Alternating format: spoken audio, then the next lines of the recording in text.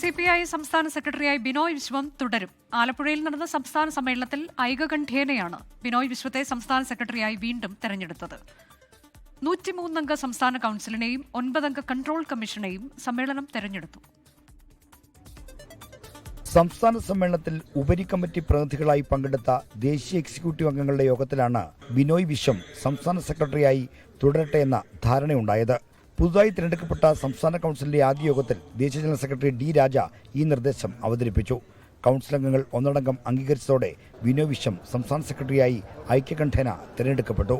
Comrade Binoy Vishwam as the secretary of our party in Kerala,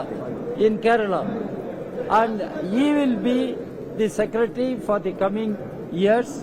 Kanam രാജേന്ദ്രന്റെ ആകസ്മിക നിര്യാണത്തിന് പിന്നാലെ secretary പദത്തിലെത്തിയ Binoy Viswam ഇതാദ്യമായാണ് സമ്മേളനത്തിലൂടെ പാർട്ടിയുടെ നായക പദവിയിൽ എത്തുന്നത്. സംസ്ഥാന സമ്മേളനത്തിലെ ചർച്ചകളിലെ വികാരം ഉൾക്കൊണ്ട് പാർട്ടിയെ ഒറ്റക്കെട്ടായി മുന്നോട്ട് കൊണ്ടുപോകുമെന്നാണ് ബിനോയ് വിശ്വത്തിന്റെ ഉറപ്പ്. നിസ്സാരമല്ലാത്ത ഗൗരവമേറിയ വെല്ലുവിളിക്ക് മുമ്പിൽ കമ്മ്യൂണിസ്റ്റ് പാർട്ടി പതറാതെ മുന്നോട്ട് പോകും. 103 അംഗ സംസ്ഥാന കൌൺസിലിനെയാണ് CPI ആലപ്പുഴ സമ്മേളനം തെരഞ്ഞെടുത്തത്. 11 കാൻഡിഡേറ്റ് അംഗങ്ങളെയും തെരഞ്ഞെടുത്തിട്ടുണ്ട്.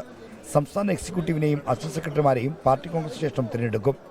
ആലപ്പുഴയിൽ നിന്ന് ആർ ശ്രീജിത്ത്, 24. ലോകത്തെവിടെയായാലും ഏത് സമയത്തും 24 വാർത്തകളും ഓഗ്മെന്റഡ് റിയാലിറ്റി പാക്കേജുകളും എക്സ്പ്ലെയിനറുകളും വിശദമായി കാണാൻ ഞങ്ങളുടെ YouTube ചാനൽ നിങ്ങൾക്ക് സബ്സ്ക്രൈബ് ചെയ്യാം.